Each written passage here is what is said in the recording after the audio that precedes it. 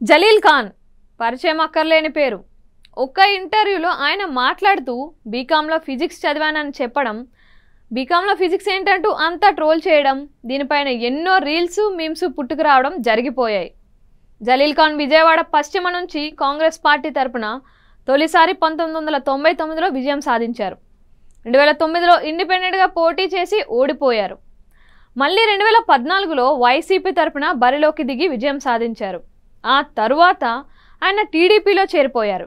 2019లో జలీల్ ఖాన్కు బదులుగా ఆయన కుమార్తె షబానా ఖాతున్కు టీడీపీ టికెట్ ఇచ్చింది. అయితే ఆమె ఓడిపోయారు.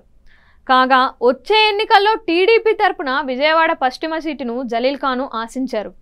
అయితే విజయవాడ పశ్చిమ సీటు పొత్తులో భాగంగా తొలుత జనసేనకు దక్కింది. ఆ పార్టీ తరపున పోతిన వెంకట మహేష్ ఈ సీటును ఆశించారు. గత ఎన్నికల్లో జనసేన పార్టీ తరపున బరిలోకి దిగిన పోతిన ఓడిపోయారు.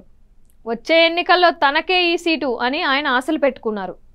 మరోవైపు విజయవాడ పశ్చిమ సీటును టీడీపీ తరపున జలీల్ ఖాన్తో పాటు టీడీపీ సీనియర్ నేత బుద్ధా వెంకన్న కూడా ఆశించారు. సీటు తనకంటే తమకని పోటీ కూడా పడ్డారు. వీరితో పాటు ఎంకే బేగ్ కూడా విజయవాడ పశ్చిమ సీటును ఆశించారు. అయితే పిట్టపోరు పిల్లి తీర్చింది అన్నట్టుగా చివరకు విజయవాడ పశ్చిమ సీటును బీజేపీ ఎగరేసుకుపోయింది. ఆ పార్టీ తరపున కేంద్ర మాజీ మంత్రి సుజనా చౌదరి పోటీ చేస్తున్నారు. దీంతో విజయవాడ పశ్చిమ నుంచి అటు జనసేన నేత పోతిన మహేష్కు, ఇటు టీడీపీ తరపున జలీల్ ఖాన్కు దక్కలేదు. జనసేనాని పవన్ కళ్యాణ్ కలిసి విజయవాడ పశ్చిమ సీటు తనకి ఇవ్వాలని జలీల్ ఖాన్ కోరారు. అయితే పవన్ ఆయనకు ఏ హామీ ఇవ్వలేదు. విజయవాడ పశ్చిమ సీటును తనకివ్వకపోతే ముస్లింలు ఊరేసుకుంటారని హాట్ కామెంట్స్ కూడా చేశారు. అయినా సరే విజయవాడ పశ్చిమ సీటు తనకు రాకపోవడంతో జలీల్ ఖాన్ పార్టీ మారాలని భావిస్తున్నట్లు ప్రచారం జరుగుతోంది. దీంతో జలీల్ ఖాన్ వైసీపీలో చేరడానికే అన్నట్టు ఇటీవల వైసీపీ రీజనల్ కోఆర్డినేటర్, ఆ పార్టీ రాజ్యసభ సభ్యుడు ఆళ్ల అయోధ్య రామిరెడ్డిని కలిశారు. దీంతో అప్రమత్తమైన విజయవాడ టీడీపీ లోక్సభ ఇన్ఛార్జి కేసినేని చిన్ని జలీల్ ఖాన్ నారా లోకేష్ దగ్గరకు తీసుకువెళ్లారు. వచ్చే ఎన్నికల్లో పార్టీని గెలిపించాలని, పార్టీ అధికారంలోకి వచ్చాక తప్పకుండా న్యాయం చేస్తామని లోకేష్ జలీల్ ఖాన్కు హామీ ఇచ్చినట్లు చెప్పుకున్నారు. దీంతో జలీల్ ఖాన్ బయటకు వచ్చాక తాను పార్టీ మారడం లేదని, టీడీపీలోనే ఉంటానని ప్రకటించారు.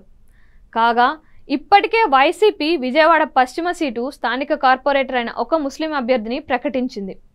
ప్రధాన పార్టీల తరపున సీటు లేకపోవడంతో జలీల్ ఖాన్ ఇప్పుడు కాంగ్రెస్ పార్టీలో చేరడానికి మొగ్గు చూపుతున్నారని టాక్ నడుస్తోంది. వైసీపీలో సీటు రాని వారు, ఇతర పార్టీలో అవకాశం లేని ఎమ్మెల్యేలకు, మాజీలకు కాంగ్రెస్ పార్టీ ఒక ఆశాకిరణంలా కనిపిస్తోంది. అయితే కాంగ్రెస్ పార్టీ కూడా ఇప్పటికే అసెంబ్లీ ఎన్నికల్లో పోటీ చేసే కొంతమంది అభ్యర్థుల జాబితాను ప్రకటించింది. కమ్యూనిస్టు పార్టీలతో కలిసి ఏపీలో కాంగ్రెస్ పోటీ చేస్తుంది. దీంతో పొత్తులో భాగంగా విజయవాడ పశ్చిమ సీటును సిపిఐకి కేటాయించింది. సిపిఐ అభ్యర్థి విజయవాడ పశ్చిమ నుంచి పోటీ చేయనున్నారు. ఇప్పటికే ఈ విషయాన్ని సిపిఐ రాష్ట్ర ప్రధాన కార్యదర్శి రామకృష్ణ ప్రకటించారు. దీంతో జలీల్ ఖాన్కు చివరకు కాంగ్రెస్లో చేరిన సీటు దక్కే పరిస్థితి కనిపించడం లేదు. దాంతో ఆయన పరిస్థితి అడకత్తెరలో పోకచెక్కలా ఉందని టాక్ నడుస్తోంది.